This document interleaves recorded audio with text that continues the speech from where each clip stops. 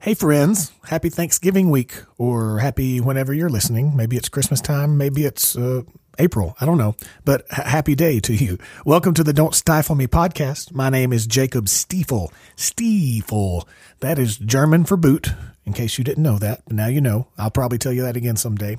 Sorry for the no-show last week. I had a scheduling snafu with an intended guest, and that got postponed, so we missed the week, but it's all right. We're back. How's it going? Are you having a good day?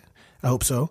We're all here and we're ready to go. But before we get to the episode, guess what? In case you didn't know, this podcast for now is listener funded, totally listener funded, which means that it is supported by you beautiful people out there listening, should you choose to do so. If you're digging what we're doing over here on the podcast, then I invite you to patreon.com/DSM podcast. And at this site, for as little as $1 or $3 a month, you can get access to exclusive behind-the-scenes perks of what's going on over here, like pictures, video, MP3 downloads from the talks and conversations, and much more. And once again, if you want to check that out, that's all over at patreon.com/DSM podcast. By the way, I'd love to know any feedback, positive or negative, on what you're thinking of the conversations, the guests, and who you might want to hear from, what kind of people, artists, musicians, painters, business people, whatever, let me know. Topics you'd like to hear, topics you don't want to hear. I'm putting this out there for the benefit of us all. So let me know what you think about it. You can shoot a message to any of the social medias because I run them all, or you can email directly to jacob@don'tstifleme.com. Okay, today's episode is with Larry Hanson. Larry has played guitar, keys, bass, horns, and who knows what all else, all the instruments. But he has played for the Righteous Brothers, Bill Medley from the Righteous Brothers, the group Alabama, and he is currently playing with a group called the Texas Tenors. And he was just a super nice guy. It was a great talk. We talked about his path in music, getting to work with legendary acts like Alabama and the Righteous Brothers and all kinds of other people, touring life and much more. So here it is, my talk with Larry Hanson. Pick it up the piano.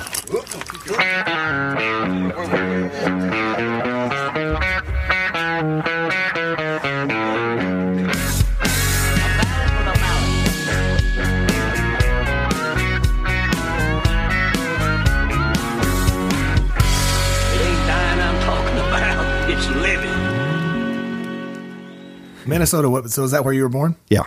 Okay. Yeah. What part?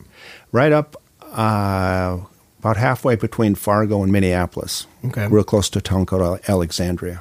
It's too cold up there for me. It is cold, but it is really a great place to be a kid. Yeah. I've never been to Minnesota. I've been to Wisconsin numerous times, but I've never.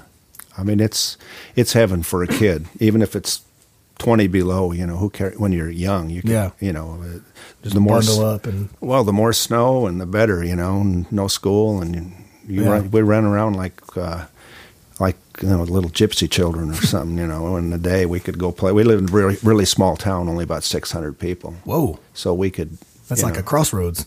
Yeah. It's actually, if you ever listen to Garrison Keillor talk about Lake Wobegon, that's about exactly what I grew up in. Okay. So. Do you have any brothers or sisters? One brother, older brother. Yeah.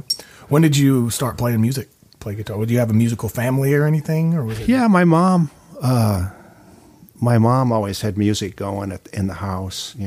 She kind of led the choir at the Lutheran church there. And then, so there was always music on the piano. And then my grandfather on my dad's side played violin for barn dances.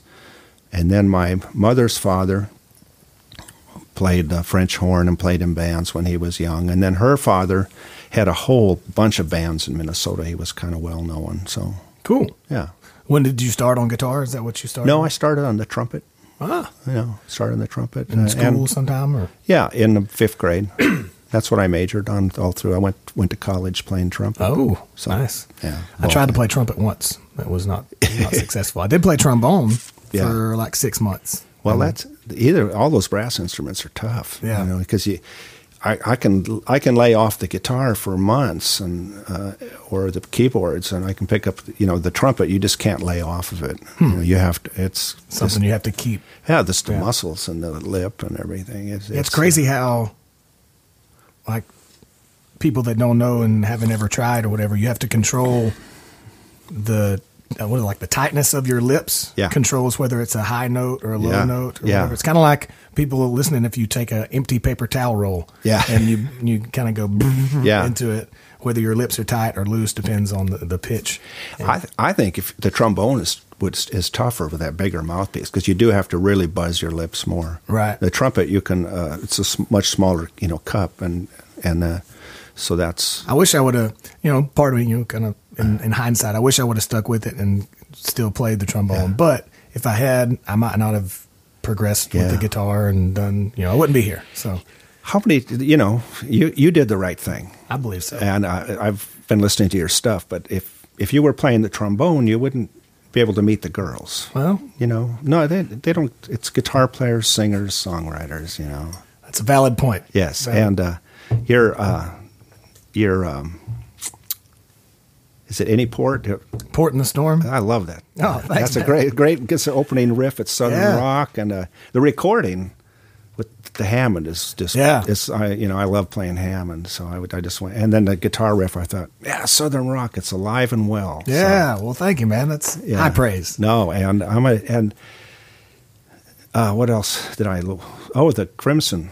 We Bleed Crimson. You've had over 21,000 views. That's really wild to think about that. Chance and I wrote actually both of those songs. Chance, did he? You met, yeah. But he and I were roommates in Tuscaloosa when we went to college there. And a few years back, he actually had the idea. He said, "Man, we should write a song, for the university or about our time there." And because all our families are big Alabama fans, and being from Alabama, it's like a second religion down there. Yeah. So we kind of just thought about all that and put it in and put it out. And it's funny when you have something that the people that want to hear it. Yeah. You can, whatever you want to call it, market it or angle it or pitch it or get it out there for those specific people. Right. And so we knew Alabama fans, that's who wants to hear this song. So it was kind of. But it's not gratuitous. It's not like you didn't live it. You wrote the song. You can tell that you guys live that. Right. That you're not trying to go, okay, I'm going to try to hit this market. It's like, oh yeah, no, that's we wrote you. That. Yeah, for sure. That's you. It came from your heart, and the video's great, the song's great. What's the line you got in there about changing tide? When storm clouds rise. Yeah. That's a great. I'd have to think back on. That's a great line. Just that. So that, and then. So this is your interview now. This is me. We'll just go back and forth. We'll go back and forth. No, I'm telling you, this old piano. Did you write that yourself? Chance wrote that himself. Well, it was all him. Well, your performance is awesome, and whoever played the piano. Oh yeah, the piano player is perfect. But everything about that song. But it's a buddy of mine named Monty. That here is in town. Man. Yeah, we did all that over in Memphis. Yeah, you did that at the Memphis sessions. Yeah. That is a great song and a great performance. So you got to make a video with that. We should do that. The possibilities are endless with that. Yeah, we started to when we were recording. That day that we cut that song, it was raining, pouring down rain outside. Yeah, and we ran a microphone outside and recorded like the thunder and the rain and everything. And we started to include that in, but it was like on the mixing day, it was like it's just not quite right. But it was the vibe though. That day definitely had that vibe to it. It's a great song, and I like it. You meet somebody and they go, "Well, yeah, I kind of write," and he's modest, but, like the rest of Nashville. Everybody's out making a living, but you just don't know. So, for sure. So you got to have two pianos that match, and you get to destroy one. Oh, and the other one you're still playing at the end. So destroying it is kind of. I really want to have it set on fire. Like the Jerry Lee Lewis thing. Burn it down. Just blazing, yeah. Burn it down. But then at the end, you don't really do it. It's just, that's the dream sequence. Yeah. Okay. But just you end up at the end playing that piano because you really can't burn those dreams, or right. That's a great song. I'm just. It is. It's awesome. I'm glad I was actually playing a show. I was playing an acoustic gig in town the day he wrote that. And I got home back to the house and he said, "Man, listen to this song I just wrote while you were gone." I was like, "Oh, you couldn't You couldn't have Give me waited a couple hours. Let me throw in a few words or something on that. It was in our house. Yeah. So, and he was looking at an old piano that was in the living room that was mine. So I feel like I should. Those songs are I love that, and the Alabama song "Katie Brought My Guitar Back Today." I don't know if you've ever heard that. Listen to that. That's kind of okay. It's an instrument that about that thing, sad love, right? And okay, I'll check that out. Katie right now. Yeah, listen to that. It's a great song. And now I don't have the writer was a Maypop writer, and I'm embarrassed I can't remember his name because he was a wonderful writer. Well, you can't remember everything. Well, and less as you get older. Yeah, I feel like the older one gets, the less you remember and the less you really know. Yes. Boy, that's true. I've been playing the piano this last year and a half more than anything else. And I thought I was an okay player until I started working at it, and then I found out really how bad I am. Funny how that works. Yeah, it's like you find out. I'm going to look up this writer while I'm embarrassed. Fair enough. It's all right. It's the modern era. We can just look it up. And, we just do it. 30 bang. seconds. We'll see we'll see. Sometimes they don't list writers enough though on the internet. Yes, agreed. It's really hard sometimes to search and find out who wrote this song. You really have to dig around. So when did you start playing guitar? I was 12, I think. Well, yeah. Girls, you would figure out that the girls weren't coming to the trumpet player. They weren't going to. No, they're not going for the trumpet player. They're going for the guitar player. It was when we moved to California from Minnesota when I was 10. Okay. So we had a couple years out there, and then I had an uncle, his name Uncle Buster, and he had a little Sears electric guitar, not the kind in the case, but it's a little matching guitar and amp, and he was playing that, and it was like. It's just like magic, Yeah. And you probably did the same thing. There was a point where you just kind of go. I remember exactly. It was I remember messing with my mom's classical guitar when as long as I can remember. It was always there, and I would get it out and just pluck the strings. But I remember vividly. It was had to have been second or third grade, and there's a guy named Tony Goggins around Fort Payne, older guy that's been playing around for forever. I think he was in Myrtle Beach around the same time that Alabama was up there. But for as long as I've known, he's gone around Fort Payne around Christmas time and just played for people. But around the time I was in second or third grade, he would come through the elementary school and bring a band in, and they'd get all the students in the gymnasium, and he'd set up on the stage and just play some old classic, some old rock and roll blues songs or whatever. But I remember going to that, and I don't remember much that he played, but he played Johnny B. Good and Old Time Rock and Roll. And I just remember the da-da-da-da-da-da-da, and just the whole band and taking it in. I was like, and it was there you go. That was the moment. That's what you got to do for your life. Yeah. And you did. You did a good job too. Well, thank you very much. There's a lot of good talent out of Fort Payne. There is. It's a really cool vibe thing that I don't know. It's just sometimes you don't know why though. Why would something like all that, of course, Alabama come out of there, and Dennis Gully. Yes, Russell's brother. Yes, yeah. Mm-hmm. He sang the original demo for Old Time Rock and Roll at Muscle Shoals. If I knew that, I'd forgotten. I did not know that. Yeah, yeah. He's a good one. I know. I've done a couple shows that they were involved in and worked with and ran sound. And Dennis is a great singer, great player, and he was out with us for a while with Alabama for a bit playing guitars and singing. So he's. I'm looking up this. Sorry, I interrupted. No, Larry while he was focusing on his iPhone Googling. Well, we got to get this right name because this is such a great... get the writer out there. Oh, John Gerard. Was this for Katie Brought My Guitar Back? Yeah. Today? Mickey Cates and John Gerard. John Gerard, both the great writers. Now you know people. Who wrote I'm Not That Way Anymore? Did Randy and Teddy write that or something? That seems like autobiographical. I think they did. It's one of my favorite old songs. Yeah. That one I'd have to look up, too. And Ronnie Rogers wrote a lot of their songs. Mm-hmm. He wrote Dixieland Delight. Of course, Randy wrote, Tennessee River and Mountain Music and Lady Down on Love. I mean, just a whole bunch of them. It's great, so many good songs. Feels so right. Yeah, yeah. It's just we could just sit here and name them all. Oh yeah, and Teddy's a great writer. Teddy writes so good. I love Teddy. Oh God, I think, and this is story if this is right, but and I'm sorry I slept through this because I think when.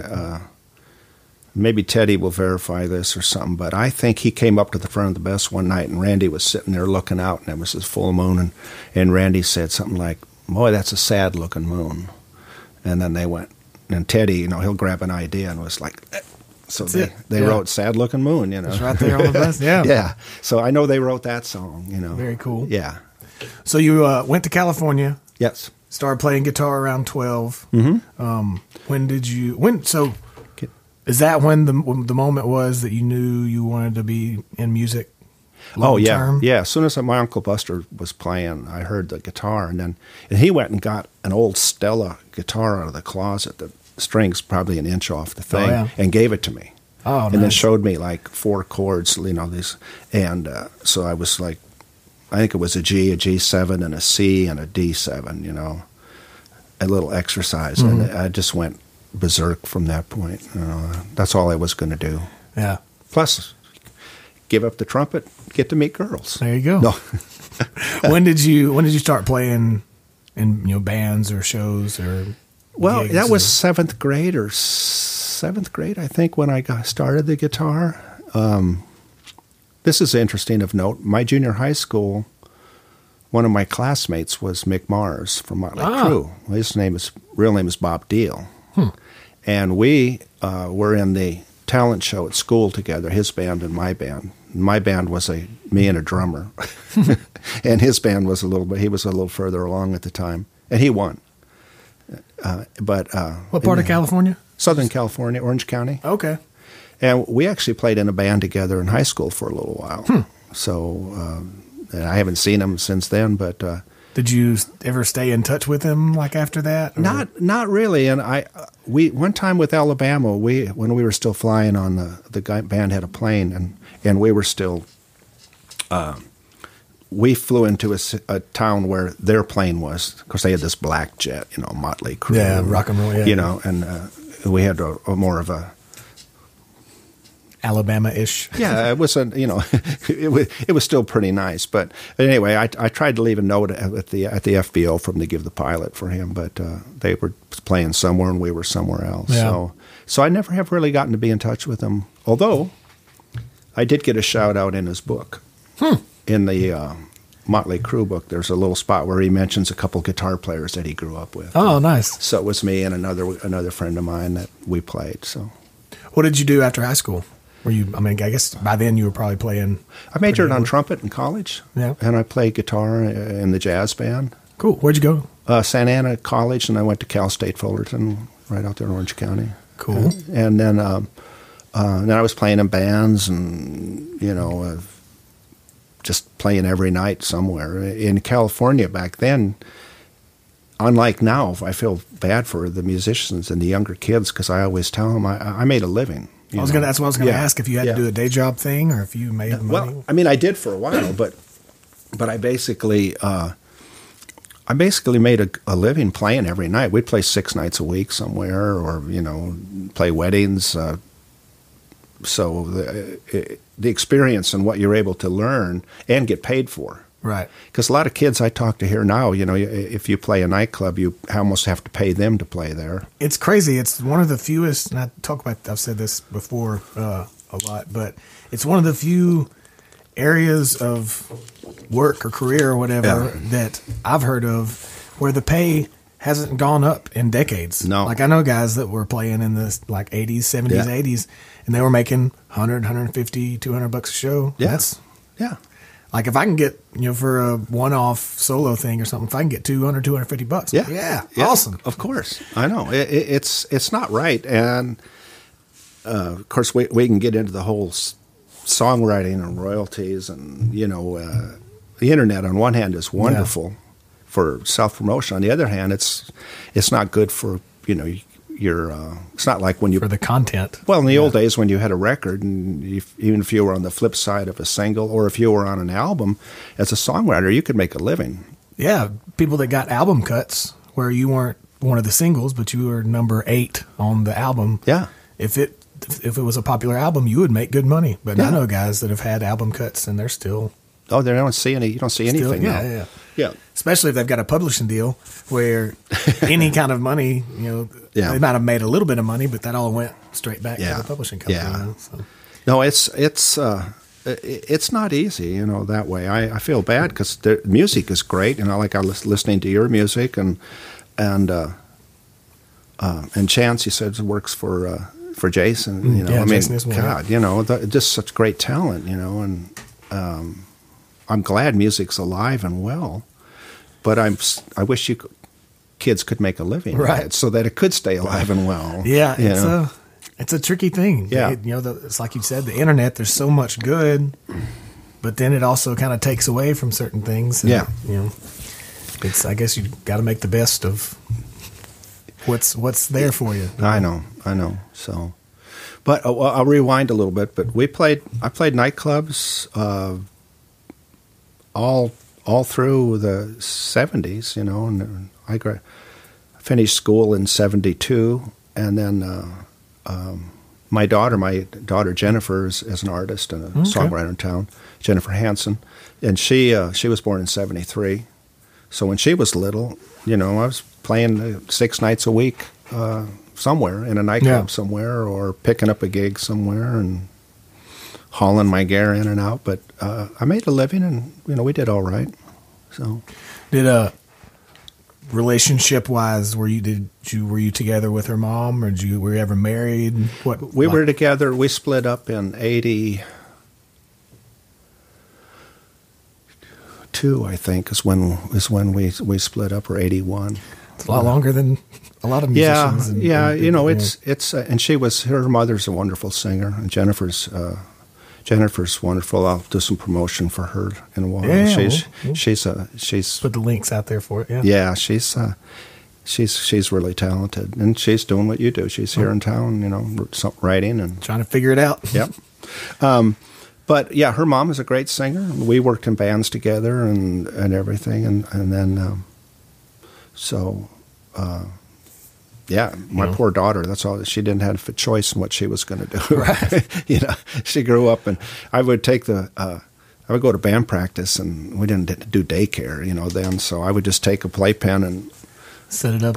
Jennifer would be, maybe 2 years old in a playpen, while we practiced. Hanging out. Yeah. Singing along, and, So. When, where were you living at? Were you still in California during all that? Yeah, I lived in California, I didn't move, I was in California until 1980. Well, I came here in 85 with Bill Medley and was here for a year. We were opening for Alabama. Okay. And Bill Medley. I was going to ask which came first, Bill Medley or the Righteous Brothers or whatever? Righteous Brothers I started with them in 82. Okay. And I worked with them. There was a Righteous Brother band, and there was a separate band that Bill had, because Bill was out promoting a country career here. He was kind of doing both things. He was up for best new male artist the same year Vince Gill was up for best new male artist in '86 or something like that. Okay, and Vince Gill won. A lot of good it did him. But so Bill had, I think he put out 2 country albums on RCA. Okay. One I Still Do, and I forget the other one, but they were good records. And Bill was promoting that, so we got on the Alabama tour and did like 95 shows in all of 85. Wow. And the way we did that was he got invited to do the 84 June Jam. That was probably one of the earlier ones. Yeah, because the last one was in 97, I believe. I think so. I think they started the Jam, and their first record was in 81, right? I think it was Tennessee River, or 1980. Close. It was around 80. Yeah. 80, 81. It was somewhere in there. And the June Jam probably started in 82, 83, something like that. Yeah, somewhere in the early 80s, 83, Yeah, 80. you were too young. Yeah, I was born in 87. Yeah, so But for those of you listening, if you don't know, the June Jam was a awesome festival that was in my hometown of Fort Payne. And they actually, the field that it was in was right next to the football practice field, and which was right next to the high school, which was right next to the house that I grew up in and lived in for 17 years. Were you right there next to it? Oh, yeah. That's I was great. right behind. So if the field's right here and the high school's right here, my house was right there. So we could go out on the most years. My parents would work like the food trucks or the drink trucks or the tents or whatever. But when they weren't working, if we were at home, we could just go out on the back porch and hear as clear as day. Just hear any of the artists. Oh, that's I remember. great. I mean, everybody who's anybody played those things. Everybody did. Willie, Garth. I mean, just everybody. Neil McCoy. I remember everybody like when they were at that time. I even had Wayne Newton one year. Really? Yeah. I didn't remember that. Dolly did it. I think. I mean, I think everybody played that. It was the country festival. Yeah. I mean, yeah. I was out here with Bill at the end of, must have had to be around June in '84, obviously the June Jam. But we were here to do a showcase to promote his record. And a fair buyers thing that they have in Nashville or something. I don't know if they still do that, but artists would go play, and then all these the planners or the people that book thing would book them, and it was a big deal. So we had done that or played that, and we're getting ready to fly back to California, and we were staying at the Vanderbilt Hotel, which was just opened, and the Osmonds were there, which was. Oh, that's a side note, but I just remember all these girls were hanging out to see the Osmonds, you know. And so I was there with Bill, and Bill called me up and said, RCA wants me to go down and do the June Jam with Alabama, so we're going to stay a few extra days. So it's like, which was great. We, coming from California, we obviously knew Alabama was a big deal, but we had no idea. Yeah, we got on the bus and RCA took us down. We had a pickup band. We had a bunch of guys from Kenny Rogers' band. I was Bill's band leader at the time, so it was me and the drummer was his road manager. We were the only two California people, and Catherine Craig, a singer. Dave Bronson was the road manager. And then the rest of the guys were all from Kenny Rogers' band. So we went down on a bus at night, woke up in the morning in the parking lot of the fan club. Yeah. Okay. Not knowing anything about what the June Jam was like. So this is 1984. Yeah. And there was 60,000 people in town.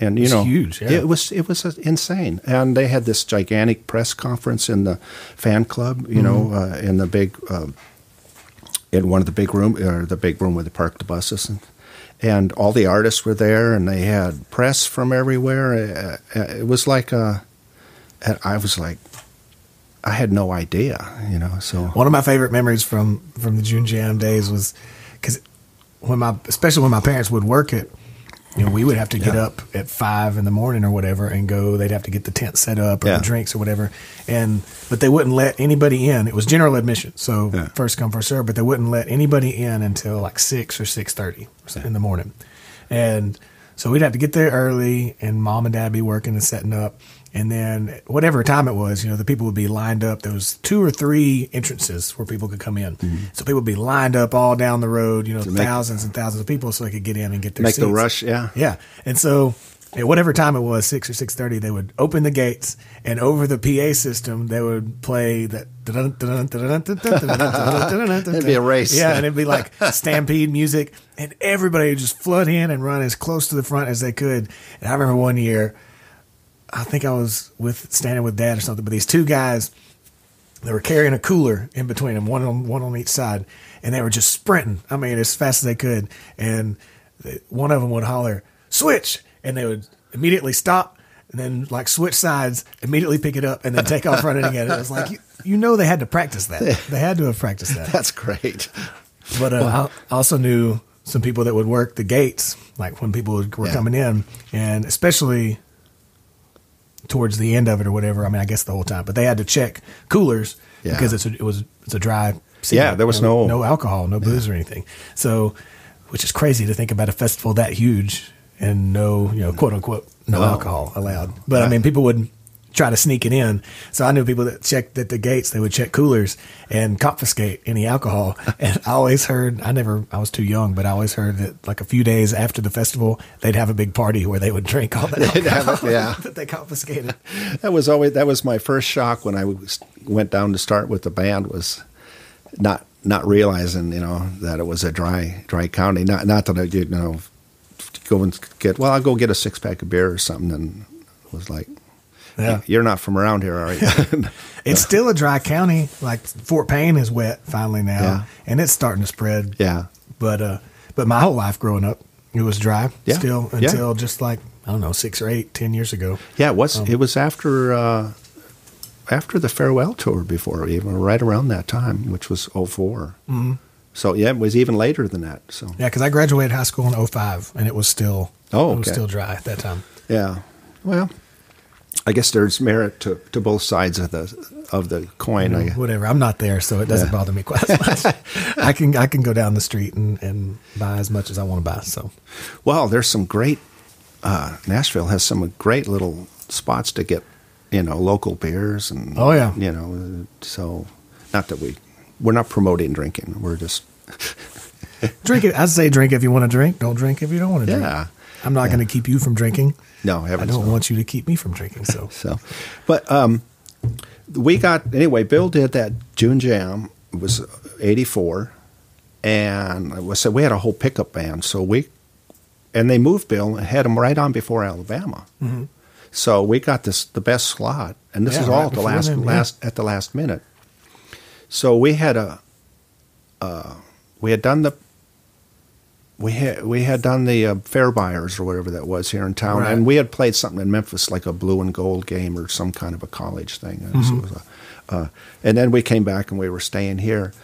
So the band was like, I just wrote everybody charts, and we had a kind of a worked out thing, but it wasn't the regular thing. Right. So now all of a sudden we're in front of 60,000 people, playing that are like primed and ready for Alabama right after y'all. So you got the whole And Bill's a great singer and a great performer, but we had these kind of, his country songs were kind of mellow and stuff. And so when he came out,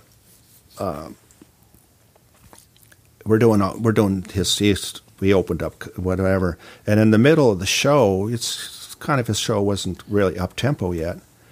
He just all of a sudden looks at me and he says, "Give me a C," and I'm give you a C, like I didn't know what the heck he was going to do. So play a C chord, and he just takes off on a whole old rock and roll medley and old time rock and roll and Johnny Be Good, and just to get the crowd going on, right? And it was rocking.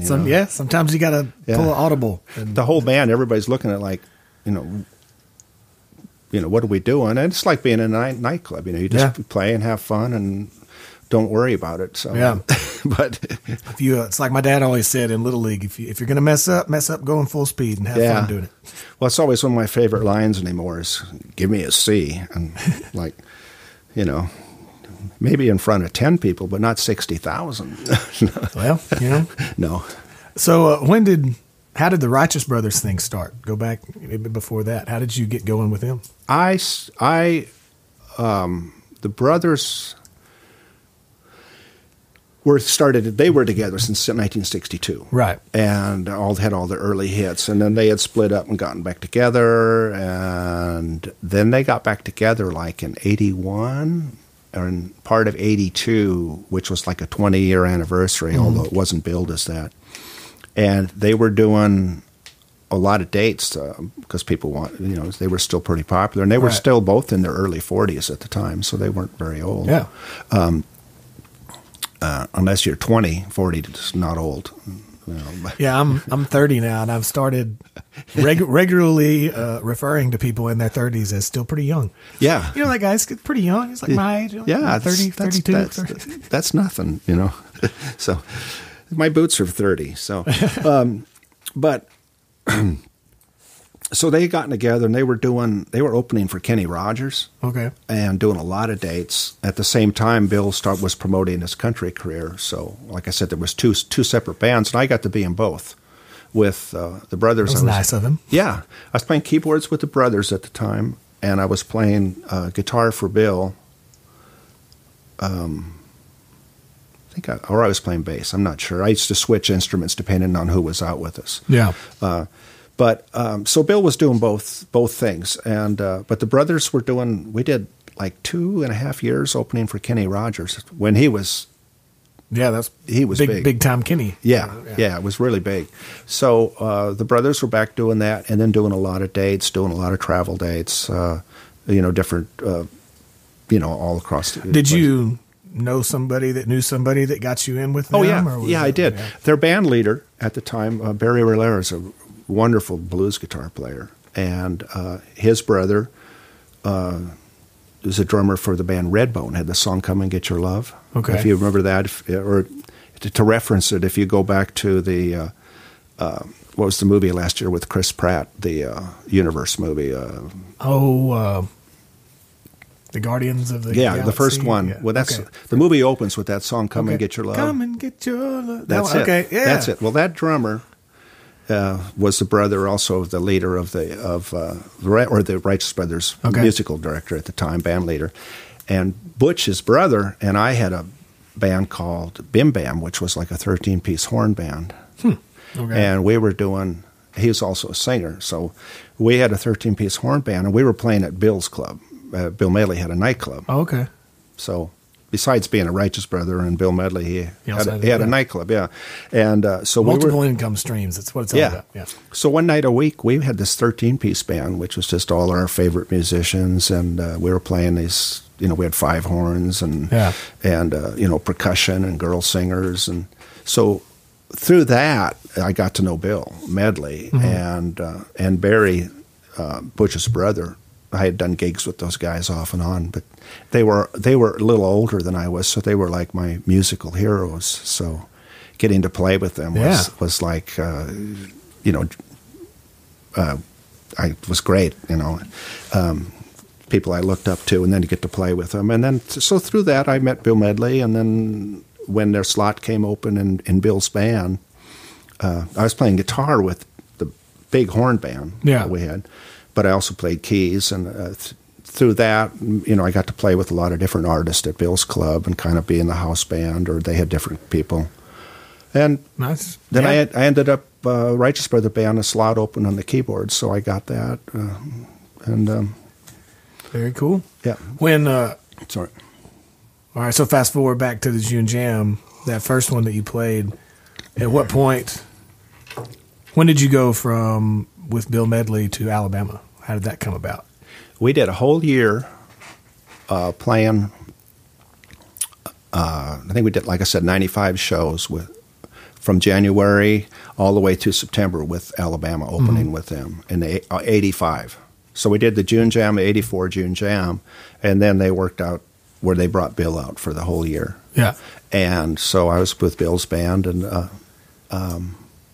then I got to meet the Alabama guys a little bit, and I was playing different instruments. Mostly I played bass, but I also played a little saxophone and guitars, and so...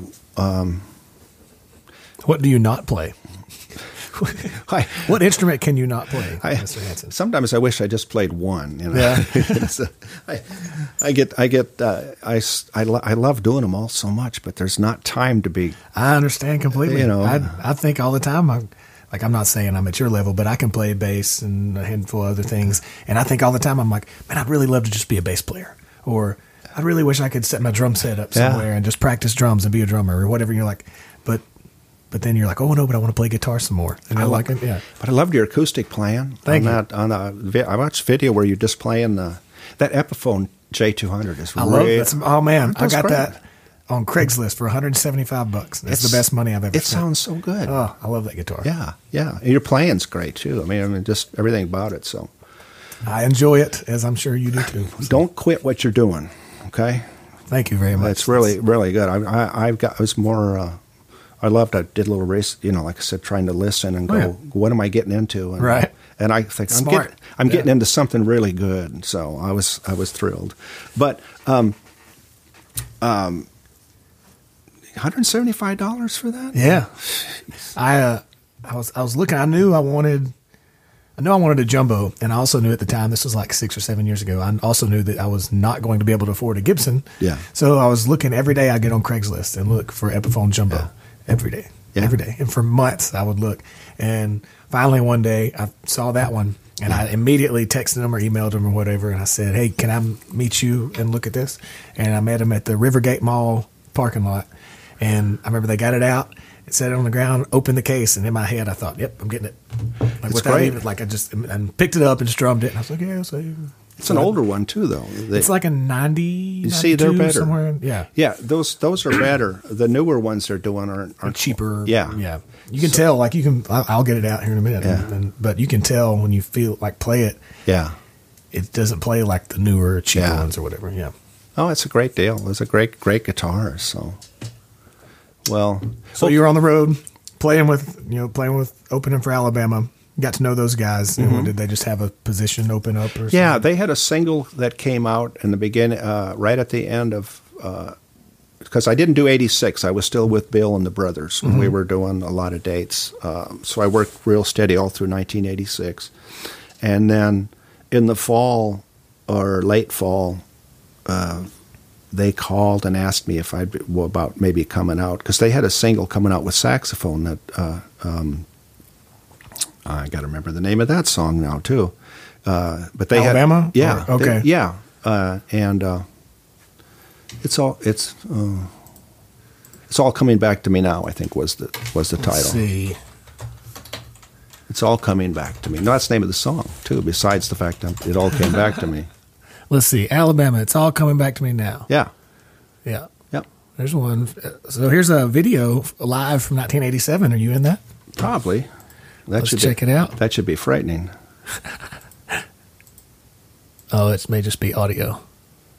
Yeah. It's just audio. Yeah. Well, that was the song. And then they had a keyboard player, Costo Davis, had been with them for 2 years. Okay. Wonderful, wonderful keyboard player. And so he was their additional musician, because as their singles or as their songs, they started having more parts. Right. Oh, yeah. And then by then they had a sax on that song. And then they also, so I doubled on, I played guitar, did some acoustics, did a lot of electric, played saxophone, and did percussion on the things like Dixieland Delight. They have all those little things going on. Yeah, yeah.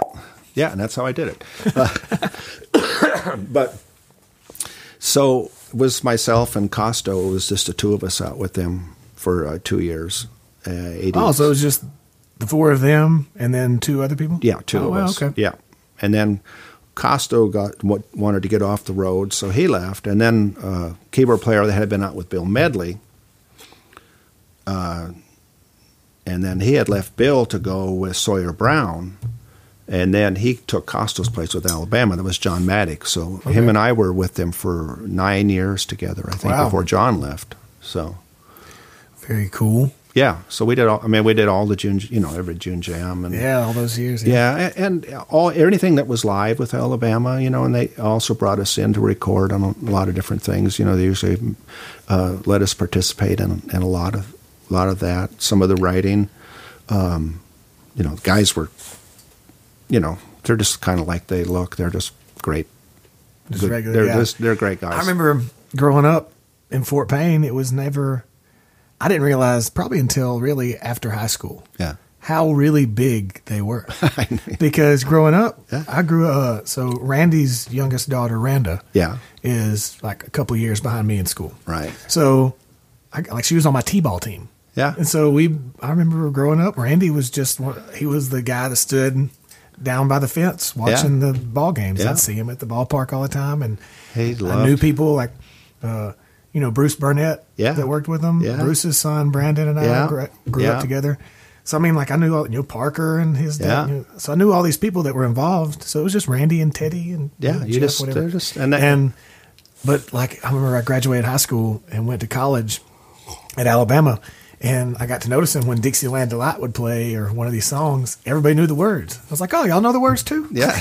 I didn't realize how monumental they were. Oh, it's huge. And like I said, I didn't know until we opened up, until Bill did that first June Jam, where we just went, good Lord, this is so. But and the guys were great, and this is I don't know why I always remember this, but the first year that I was with the band was '87. So that very first June jam, I came down.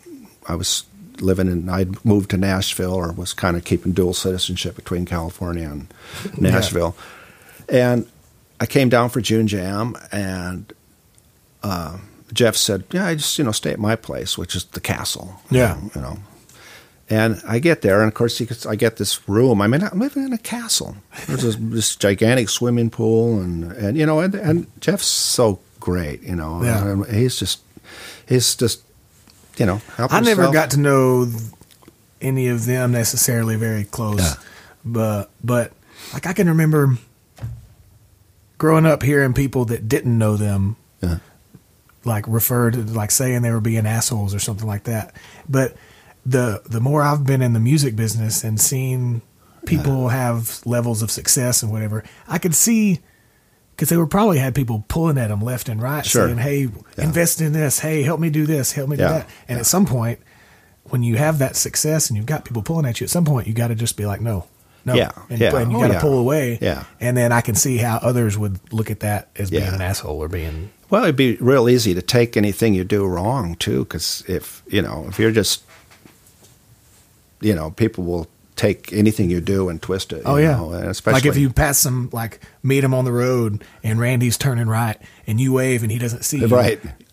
It may just be that he didn't see you. It may not be that he was ignoring you because he's uppity. Yeah. No. But people, those guys were great. And just I think about them doing the June Jam, not moving up to Nashville or moving out of. What they brought back to the hometown. Oh man, the effect that I'm sure that had on the economy in Fort Payne was, I'm sure, unreal.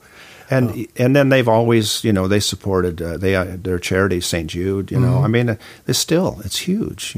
So I was always really proud of that. I'm proud of what the guys did, and proud to to be able to take a small part in it. And think there's just like, this is really good. And I got it. You would look at Fort Payne, you'd kind of go, well, why would you stay in this little town? But you go down there and spend some time, and you go, well, I get this. This is a great place to have a family. It is. It's a beautiful place. Great place to grow up. Good people, nice people. Yeah. And so the guys staying there and doing that. So, but I'll finish real quick. Oh, yeah. So that first June jam, I'm living in a castle for a week. And not only that, Jeff goes, you need a car? And I'm like, well, because I didn't have a car, I got to ride down there. It's kind of stuck. So he throws me the keys. So now I'm driving a Corvette convertible. I got a Corvette convertible, and I'm living in a castle, and I'm playing with Alabama, and there's going to be, 60,000. Right. It's just, it's not bad. Yeah. How do you explain that and call home and say, guess what I'm doing? Yeah. So do you have any other kids other than your daughter? Yeah. My daughter, Jennifer, is an artist here in town, singer-songwriter. I have a son who's same age as, he's a year older than you. He's 31. He's a police officer in Knoxville. Nice. And then I have a younger daughter who is 26 now. And she is just getting ready to graduate from MTSU with a degree in French and a minor in science and photography. Interesting. So, That's an interesting combo. Yeah. Well, if you go to school, if you extend your college career a little longer and change majors, you can end up with three interesting. Yeah. She loves photography. She's been doing photography and doing a lot of, in town here for several bands and her boyfriend plays with our artist that's upcoming, Devin Gaffilian, who's just signed a deal with Capitol. It's kind of R&B, really great stuff. Cool. They did their first recordings at my studio, which was nice. Nice. So very cool. Yeah. How long were you with Alabama? I almost say it's almost 20 years if I include being out with Bill. In 85. But actually, with the band, I started in 87. Okay. And we finished we did the farewell tour in 2003 and 2004. And we ended in October of 2004. The last date was Bismarck, North Dakota, of all places. that's that. Go figure that. But so that was and then I played a few more things. Next year Randy did a few things. We did a symphony down in Texas, and so really I kind of became a civilian in 2005 is what I felt like. At what point in like the Righteous Brothers and Bill Medley in Alabama, and not to go into any personal details, but at what point did you go from like show pay to salary or whatever? Did you get to a point to where they were paying you just so much a week or a month or anything? Or was it always just the guys were always very, very good and very fair. They paid by the show. Okay. And so if they added shows, they never put us on a salary because I always wonder how that works with different people. Some artists do a salary.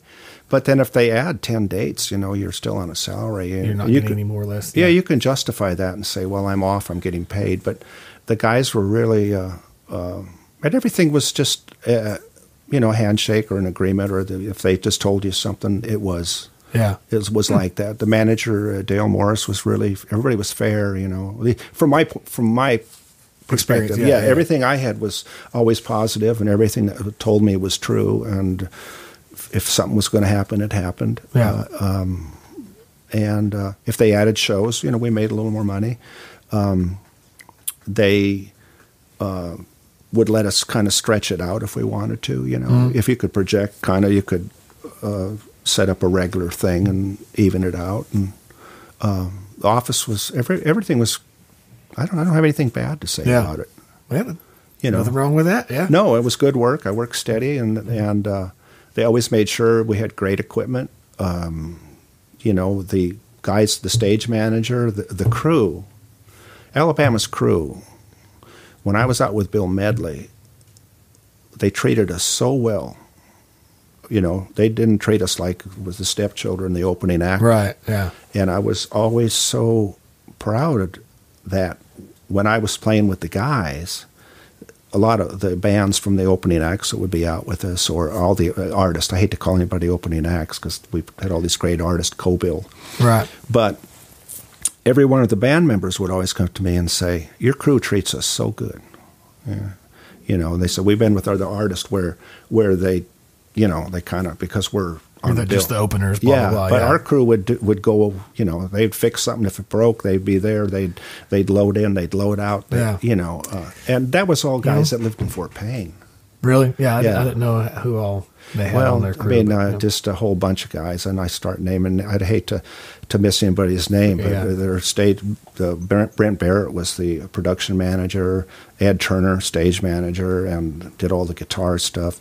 Joe Carpenter just passed away, was the original Alabama roadie. He was the first guy in Myrtle Beach to go out with him, drive a truck, set up the gear, and he passed away just a few months ago, or a few weeks. And he's missed. But those were the kind of guys that would just get out. And it's so important how you treat people. Just Well, I never ever heard a bad thing from any of the other acts that were with us. It was truly a great thing. When you were pushed back into civilian life, like you referred to it, what did you do after that? Like, okay, I've been with these guys for 2 decades. You know what? It was actually really kind of felt good for a little bit to be, to do different things. You were living in Nashville at that time. Yeah, I stayed here. I've been living here all along. Since '87. I've been here. I still have my mom and my brother are still in California, and so I go out and see them. In fact, I'm going there Thanksgiving Day. Nice. So it'd be still in the Orange County. In Santa Ana, right where we grew up. But my daughter's career was doing well. I got to do about 2 years on the road with her. Cool. We got to do. In fact, all the years I was with Alabama, they never played the Opry. Huh. And so it wasn't until Alabama retired or did the farewell. They're out of retirement now, but it wasn't until after that my daughter Jennifer did has done the Opry a bunch of times, and I got to play with her on the Opry. So that was your first time? That was my first time, yeah, with my kid. Well, and it's a pretty good first time. Yeah? She just posted a picture on Facebook of that this week, and I'd forgotten how, not forgotten, but just to see that and realize how wonderful that is. So, and we did at the Opry here, and then we got to do it several times also downtown because they still go down there. The Ryman. Yeah, at the Ryman. Yeah. And it's that when you see my piano, the dolly it's on it, I got from the Ryman. For some reason they sold a dolly. It's a big, but there you go. A little trivia. Yeah. But we played with Jennifer. I think at the time Keith Urban was that night. We did it with Keith Urban played, and then we did it another time downtown. And Buddy Miles was playing. Buddy Miles, the drummer, he's passed away a couple of years ago too, unfortunately. But he was playing with Junior Brown at the Opry. So I got to meet. He was one of my heroes. Nice, yeah. But anyway, so that was my first Opry experience. Was with my kid. So you got to chill for a few years. When did you get back with Bill? Started back with Bill in 2009. You get the itch to get back out there. Like I gotta get. Well, Bill put together a band to go back out himself a little more. Bobby Hatfield, other brother, had passed away in 2003. So Bill was doing some dates, but he was doing a lot of dates in Branson, and then he put together a band.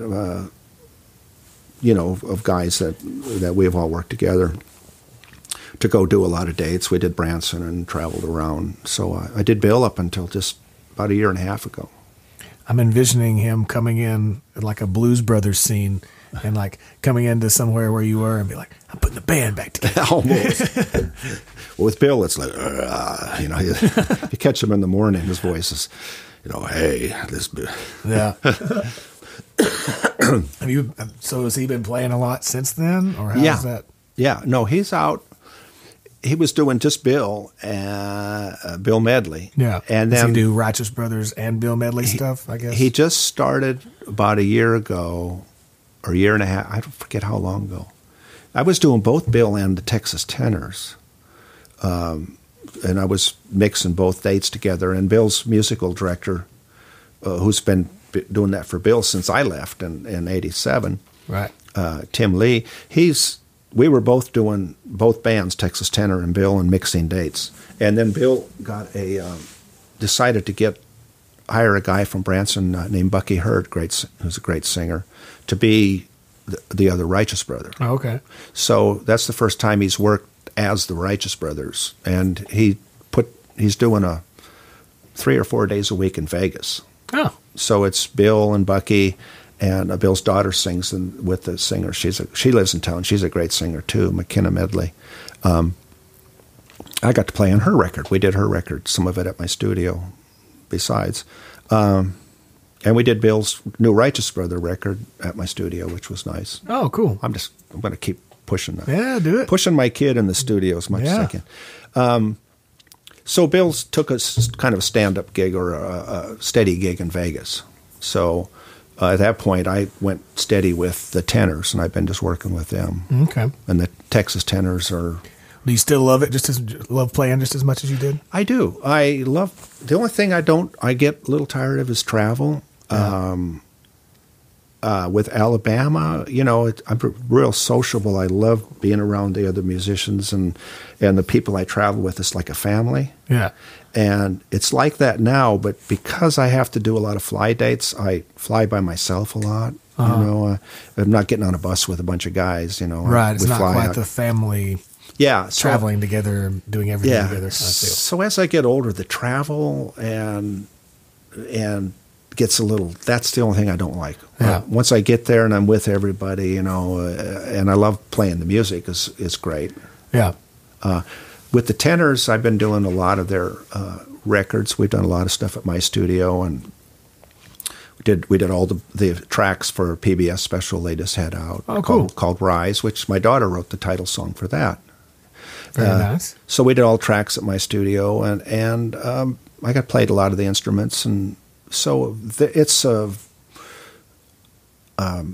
my only disappointment is that I wish I was about 25 or 30 years old instead of older, because they have a nice career in front of them, I think. Very cool. Who is that? The Texas Tenors. Texas Tenors. Yeah. Where can people check that out? Just the website or anything? Yeah, you just can take texastenors.com, and they're all tenor, like TENOR. Mm-hmm. Okay. They are three. Tenors. They were on America's Got Talent in 2009. Okay. And I think they came in third or something, which is kind of a blessing not to win that. Yeah, right. You know. You want to you want to come in like third or fourth, where people see you, but you're not hooked into any kind of whatever. So they own all their own product, their own record. They're the new model for social media. You know, it's their own record label. They sell their merch, and their shows. We're doing about 100 shows a year, maybe a little more. Yeah. And it's so real busy, real good, and great guys. I call them kids because they're all my daughter's age. Yeah. Right. I'm like the old guy out there. Experience, though. You bring the experience. I can tell them exactly what not to do.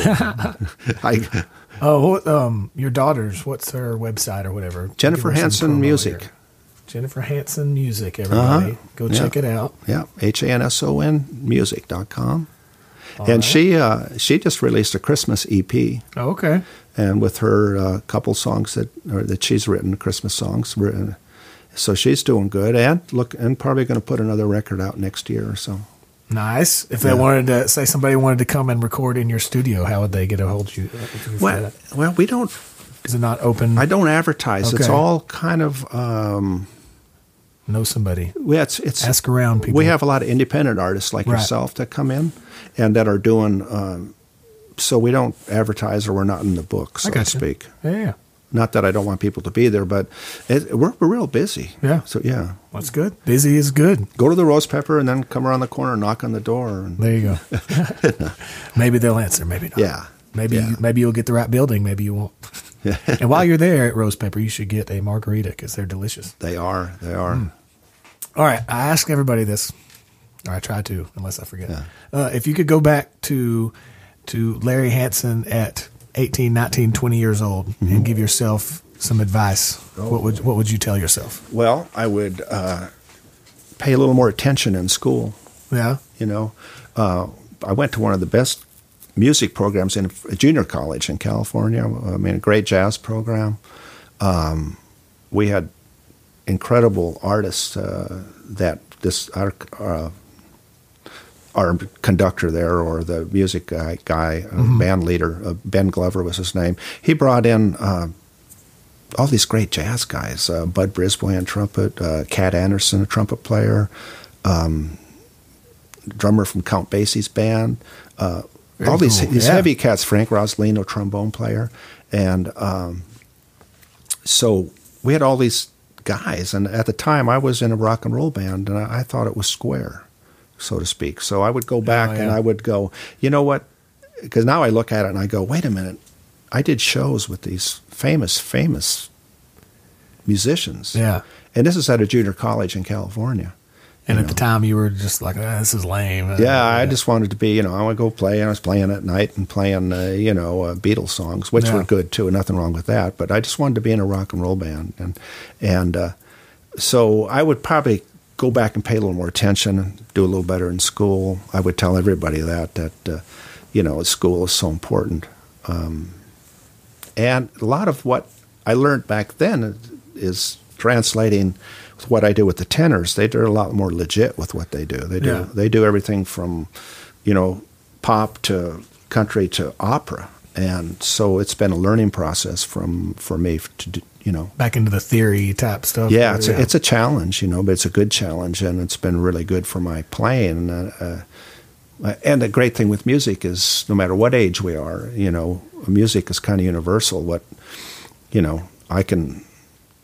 You can show me stuff that I don't know, and we got things to share. It doesn't matter how old we are or how young we are. It's a beautiful language that everyone can appreciate and learn from each other. It's so cool seeing videos where people have gone and found like a percussionist in Africa, and then like a string player in Europe somewhere, and then like somebody else from Central America, and then somebody from Minnesota or whatever. Yeah. And they kind of like merge it all together to where they're playing the same song, and it's great. It's a beautiful thing. It is. I mean, and something we can all get excited about, which don't you like being in Nashville? I mean, for what you're doing too. Oh, yeah. Because, you got great songwriter in the other room, and you're a great songwriter, and then you can go downtown and play, and you got all these great musicians. Yeah, music. It really is Music City, and I feel like if you want to be involved in the music business in any way, shape, or form, there's a few places in the country or world that you should be, and this is definitely one of the the tops of the list. Yeah, because I mean, if you were going to Chance, and I've talked about this for years, he always said, like, if you want to study dolphins. Yeah. Then you should go to the ocean somewhere. Yeah. So it's kind of that kind of thing. You go where it is. And plus, for a touring musician also, it's so central to, like, I mean, Chicago, Gulf Shores, Savannah, Georgia, or Shreveport, Louisiana, all within roughly the same amount of time. Well, that's always, people always say, why is Nashville such a big place? And I said, just draw a 500 or 600 mile circle around it and see all the places you can hit. Yeah. It's for sure. This a perfect place to tour, Absolutely. Well, Larry, I can't thank you enough, man. Thank you. This was really cool. Good stories, good advice. Well, people out there. I hope so. Yeah. I enjoyed it. And for your listeners, I hope they're checking out your music, because very, very kind. He just knocked me out, and I really did. And again, Chance's song and your performance on it of this old piano is just. Well, thank you, man. It's great. So thanks for talking. Okay, thank you.